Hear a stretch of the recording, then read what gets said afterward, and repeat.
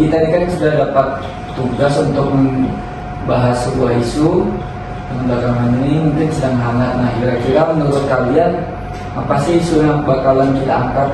Apa ya kira-kira? Menurutmu apa sih, Cak? Yang bagus ya untuk yang baru-baru ini aja kali ya? Tahu nggak sih serangan ransomware yang menargetkan pusat data pemerintah itu kan masih hangat bukan sih?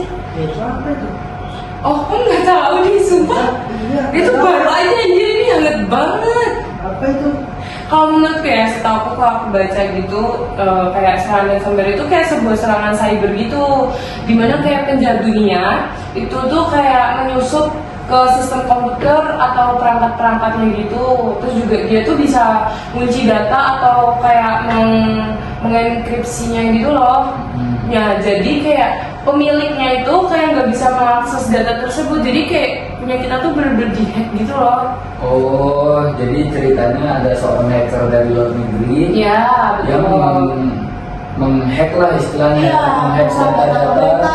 pemerintah gitu. Ya, benar-benar. Jadi setiap isu itu kan pasti ada analisisnya 5W dan 1H. Ya kan? Nah, coba Kita cari pengertiannya apa itu? kalau 5W berarti Kalau bagian itu ya? kalau menurutku ya, kalau bagian itu kayak serangan ransomware ke pusat data yang apa sih yang kayak menghost banyak layanan pemerintah gitu tuh kayak datanya tuh terinskripsi gitu, terus layanan imigrasi, bandara, layanan pabrik kayak terganggu gitu, paham nggak sih? kayak resiko kebocoran atau kehilangan data kan nanti Ya, kan ya nanti itu tuh bakalan kayak hilang semua data-datanya gitu nggak sih? Terus kalau Bunyinya apa? ya ini apa mas? Kira-kira punya itu dia kan siapanya itu berarti kan korban nggak sih, kan banyak instansi pemerintah pusat, daerah bergantung pada pusat nih bersama. Jadi punya ini kan siapa ya? nah Harus- menurutku Bunya itu Untuk korban nggak sih mas? korban atau si yang melakukan hack gitu ya? Iya, soalnya kan korban ini kan banyak instansi pemerintah atau pusat daerahnya yang bergantung pada pusat, sedangkan pusat sendiri ini tuh apa namanya udah di bobol gitu kan?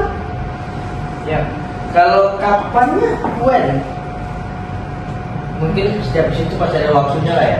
Ini kan kejadian udah Sekitar Juni-Juli sekitar 2024 nggak sih? Iya. Tapi Kayak kasusnya tuh masih berjalan sampai 2025 gitu loh. Soalnya kan ini tuh sampai muncul dorongan kebijakan agar Pemda itu membentuk tim 3 insiden cyber gitu loh. Jadi jangkanya itu berkelanjutan, efeknya itu berkelanjutan sampai sekarang. terus kalau kayak bayarnya untuk gimana gitu, tahu nggak kira-kira? Di Indonesia kayaknya itu. Nah, Jadi Indonesia itu. Iya, menurutku. Pastinya di Indonesia itu. Ya. Tapi kayak pusat data itu kayak beberapa itu kayak fasilitas pusat data yang melayani instansi itu kan pusat dan daerah kan, kayak termasuk layanan di bandara nggak sih, sama imigrasinya itu kayak terganggu gitu. Iya sih harusnya terganggu, soalnya kan datanya tuh bocor, jadi ya fasilitas umum tuh harusnya terganggu semuanya kan. Terus setiap isu itu kan ada penyebabnya ya. Mengapa bisa terjadi? Kita lanjut nih dengan why. Kenapa itu bisa terjadi? Kenapa bisa Mengapa ya? Iya, mengapa? Kalau menurutku bisa terjadinya kebocoran data itu karena lemahnya atau kurangnya maintenance mengenai pengamanan itu sendiri, pengamanan data-data warga, baik dari diri mereka sendiri ataupun dari pemerintahannya. Jadi mungkin dari kita juga biasanya ada tuh yang menggunakan satu password untuk berbagai macam akun. Iya, betul, bisa. Itu juga kayak nggak dicadangkan sama kita tuh dengan baik nggak sih? Iya, Sama harusnya kayak gitu Berarti terus. masuk nih dengan yang terakhir nih. Apa itu? Solusi. Nah, solusinya apa kira-kira? Solusinya ini. Kita ini deh masing-masing coba kasih solusi. Dari yang pertama mungkin data bisa apa kira-kira solusinya? Mungkin menyalakan mas komunikasi kerentanan atau akses berlebihan tuh mungkin bisa mengenkripsi data kali ya, bisa kan ya kita mengenkripsi Bisa. data tuh. Terus juga itu nggak sih kayak menuntut tebusan atau mengancam publikasi data itu kayak dampaknya tuh kayak menurutku ya itu tuh bakal gangguan layanan. Kenapa mas? Tapi menurut gua apa yang kamu omongkan tuh bukan solusi dah. Lanjut Iya, aja. maksudnya aku tuh maksudku tuh dampaknya gitu Oh, loh. dampaknya. Iya. Kan tadi kan solusi dan dampak. Oh iya. Iya, Nanti solusinya kan bisa mengurusi data. Ya kan tadi solusinya udah jauh tuh ya sama dampaknya kan sekarang. nanti kan berkelanjutan data Iya. dampaknya ada Cukup dampaknya. udah nih. Buat Ya udah deh. Nah, itu udah coba ngasih sedikit pandangan solusinya. Menurutku solusi yang dari diri kita pribadi sendiri dulu dah. Yang pertama selalu merefresh password Ya gitu. password pada akun-akun penting kita seperti contohnya email, Gmail, terus mungkin akun media sosial dan seperti Instagram, Facebook mungkin atau YouTube dan lain sebagainya. Lalu ada juga mengenai akun ini kita keuangan seperti contohnya yang kita pakai ini Livin Mandiri ya. Ya, Jadi itu betul. bisa selalu kita update dan menjaga kerahasiaannya lah. Jadi kemungkinan untuk password kita dihack itu lebih kecil gitu. Dan juga dari pemerintah juga menurutku harus selalu update sistem keamanannya ya. Nah, benar. Apalagi kayak benar kayak kita sendiri tuh banyak tuh kan ya kayak kasih password tuh kayak ulang tahun kita, ya kan? Kayak harusnya data nggak diri boleh kita itu. sebenarnya tuh nggak boleh nggak sih karena ada beberapa orang yang benar bisa ngebobol data diri kita kan. Jadi menurutku itu kayak kita bikin password itu lebih kayak ke arah jangan ke arah data diri nggak sih? Iya. Biar agak lebih aman juga. Mas- Dan kata Mas Rizky juga benar sih kita harus sering-sering Refresh. Mas, tapi kan kayak aku ini kan orangnya pelupa nih. Aku udah beberapa kali itu ATM itu blokir gara-gara lupa password. Kan ini kan tadi sarannya kan merefresh pin apa gitu kan sarannya kalah. Aku udah pernah mencoba tapi tuh aku lupa passwordnya. Jadi aku tuh ATM tuh beberapa kali blokir gara-gara lupa password. Aku nih solusinya gimana sih biar nggak lupa password tuh? Nah, itu gampang aja sih menurutku. Bagi orang-orang pelupa ya bisa kita contohnya nih kita bikin catatan di HP ataupun di kertas. Oh ya bisa sih. Ketika kita mengganti password ya udah catat aja gitu. Terus jadikan wallpaper kah atau diperintahkan ke dinding kan gitu kan sebetulnya. Bahaya dong lah tampil di dinding atau wallpaper. Tapi kalau misalnya dicatat di HP kan HP itu juga bisa dong ke-hack sama orang-orang yang usil mungkin karena pengen ngebobol HP kita. Terus itu gimana tuh Mas Rizky? Solusi yang tepatnya? Kalau aku menurutku sih Jangan. dia jangan Iya. terlalu terbuka aja sama orang, privasi.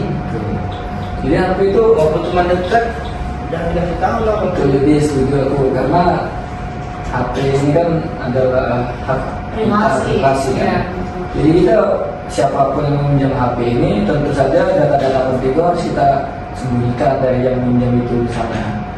Nah, Jadi juga tuh kejadian itu terjadi bukan dengan orang jauh, jadi orang dekat. Ya betul. Jadi kayak lebih kalau menurut ya saranku kayak kita lebih sering-sering nge-backup data kita. Jadi kalau data kita yang penting hilang Hilang nih, tuh kita kita bisa bisa nge-backup. langsung Ya, jadi ada backupannya nih. Jadi kayak kita nggak terlalu bingung juga kan. misalnya juga mengenai ransomware itu yang paling berbahaya adalah ketika data kita seperti KTP dan lain-lain itu dipergunakan untuk hal-hal yang tidak baik. Dan contohnya seperti ada kejadian teman saya kemarin itu dia namanya digunakan untuk pinjol. Wah, Oh, itu iya. bahaya itu. Bahaya banget itu. Jadi teman-teman atau keluarganya dia tuh diteror kan sama Iya, si iya. pinjol-pinjol Iya. itu. Jadi kita harus Kasian sih itu, maksudnya dia nggak tahu apa-apa tiba-tiba di telepon Iya. ini. Itu juga menurutku kayak kita harus lebih hati-hati nggak sih kayak ntar tiba-tiba ada kiriman email terus kita Nah, klik itu. atau link-link yang lain kayak gitu. Kalau menurutku sih itu kita harus lebih hati-hati karena kan kita nggak tahu bisa aja HP yang untuk dikirim itu lagi dihack sama orang. Biasanya data-data kita bisa terbaca, kita bisa ke-hack semua data-datanya nggak sih? Udah terlalu lama ini pembahasannya. Aku mau nanya nih, isu tersebut masuk nggak dengan smart ASN? Sebenarnya masuk nggak sih? Iya. Soalnya kan soal alasannya harus mampu menjaga integritas dan digital nih. Ini kan masuk digital lah. Kalau menurutku tuh kayak smart ASN itu kayak dituntut gak sih kayak untuk melihat lebih jauh tentang teknologi ini kayak kita tuh harus mampu memahami kayak potensi ancaman cyber, terus memanfaatkannya secara aman, terus juga kita harus profesional dan akuntabel juga, kayak menjaga keamanan kayak data instansi, terus kita juga harus melindungi informasi publik lebih baik lagi, itu juga bisa kan? Berarti kita sebagai ASN ini harus ngerti digital ya? Harus, Wajib gitu. Biasanya kan kita sebagai ASN, terutama di khususnya di Badan Nasional Pencarian dan Pertolongan, kita harus selalu adaptif ya. Ya, Adaptif betul. dengan artinya kita selalu belajar, update terus. harus selalu belajar mengenai yang terutama ya tentang teknik pencarian dan pertolongan ya, selalu berkembang. Nah, selanjutnya juga ada tentang teknologi. Sama itu juga nggak sih mas, kayak kita kan kerja sama nih satu tim, jadi kita tuh harus kolaboratif nih. Nah, itu dia. Kita kan bekerja dengan satu tim, terus juga instansi lain juga. Kayak kita tuh maupun masyarakat juga harus mencegah dari serangan itu juga. Jadi kita harus pinter-pinter nih sama teknologi sekarang kan. Itu juga kayak kita tuh harus memastikan layanan publik itu tetap berjalan meski ada ancaman cyber. Contohnya itu karena menurutku itu contoh dari berorientasi pelayanan. Ya nggak sih? Bisa. Karena kita dengan mengupdate teknologi kan, jadi orang-orang itu bisa saja melakukan pelaporan dengan lebih cepat dan efisien. Betul. Jadi ketika kita sedang melakukan siaga nih, Lebih efisiensi ya. Ya, jadi kayak menurutku juga ini tuh masuk nggak sih, kayak ransomware tuh ya tetap masuk sih ke dalam pembahasan Smart ASN ini. Khususnya tuh kayak buat aspek pemanfaatan teknologi secara aman, terus pengelolaan data, terus juga perlindungan layanan publik juga nggak sih? Ya udah deh, kita angkat kasus ini aja ya sebagai topiknya. Boleh sih. Soalnya kayaknya seru banget deh kalau kita angkat topik ini. Dan jangan lupa ajarnya aku tentang digital ya. Aman, ada Mas Rizky. harus sama-sama belajar lah. Cuma saya masih mau juga sih barangnya. Bikin aku di aja aku nggak tahu. Itu udah terlalu sih. Kenapa sih mas? Maksudnya kamu nggak adaptif banget nih. Tidak benar-benar sikap ASN nih. Contohnya ASN kuno gitu ya. Nanti kamu harus belajar lebih dalam lagi tentang ASN, berakhlak, smart ASN dan lain-lain. Ya, mungkin itu aja kan sih kayak. Mungkin ayo kita besok kita bisa lanjut. diskusi lagi. Ya, kita lanjut bikin aja kali ya. Ya besok diskusi lagi. Kalau misalnya kita udah buat nih, kita lihat lagi apa ada yang direvisi atau enggak. Terus kita cari sumber-sumbernya juga, benar apa enggak. Ya udah ya, kita buat aja yuk. Kita lanjut diskusinya di lain hari lagi. Ya, Oke. Terima kasih. Semangat. semangat. Terima kasih serang berbisnis dengan Mas Rizky dan Mas Adis. Terima kasih ya, Cak. Yeah.